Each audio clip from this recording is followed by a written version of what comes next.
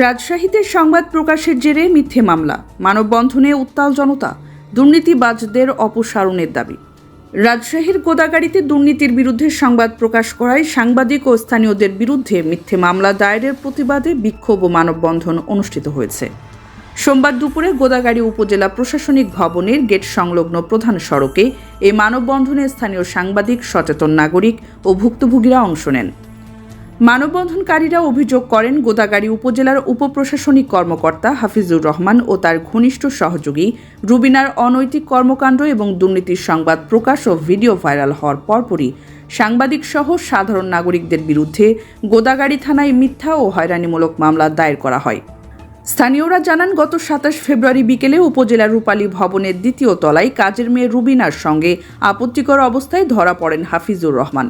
ঘটনাস্থলে সাংবাদিক সহ স্থানীয়রা উপস্থিত হলে সেই ঘটনার ভিডিও সামাজিক মাধ্যমে ছড়িয়ে পড়ে।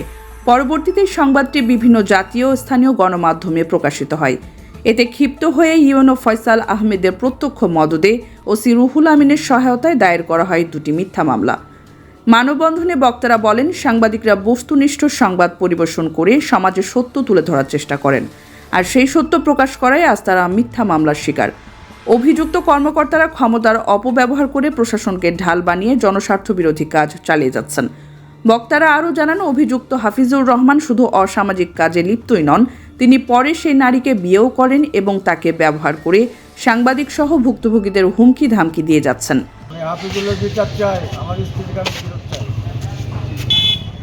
কিছু যুবক এবং সাংবাদিকরা গিয়ে তাদেরকে সে বাড়ি থেকে উদ্ধার করা হয় এবং তাদেরকে সেখান থেকে বের করা হয় এবং তার ধারাবাহিকতায় সাংবাদিকরা একের পর এক নিউজ এবং সংবাদ পরিবেশন করেছে। বেশ কয়েকজন কর্মকর্তা কর্মচারীর উপরে মিথ্যা মামলা দিয়ে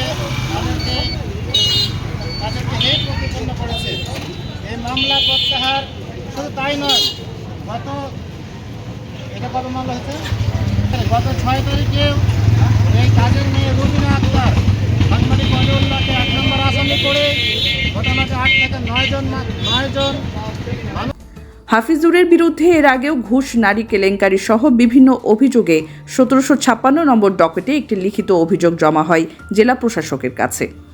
মানববন্ধন থেকে অবিলম্বে ইউএনও ফয়সাল আহমেদ ও হাফিজুর রহমানকে প্রত্যাহার, দায়ের করা মিথ্যা মামলা প্রত্যাহার এবং দুর্নীতিবাজ কর্মকর্তাদের বিরুদ্ধে বিভাগীয় ব্যবস্থা গ্রহণের দাবি জানানো হয়।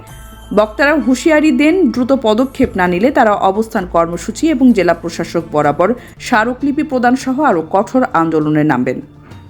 মানববন্ধনে উপস্থিত ছিলেন আমার দেশ পত্রিকার প্রতিনিধি সাইফুল ইসলাম, কালবেলার জামিল, সংগ্রামের আব্দুল খালেক, উপচার পত্রিকার সারওয়ার সবুজ, সময়ের আলোর আবু তাহের, মানবকণ্ঠের মানিক হোসেন, নববাণীর মনিরুল ইসলাম, জনকণ্ঠের অলিউল্লাহ সহ অর্ধশতাধিক স্থানীয় সাংবাদিক ও জনতা।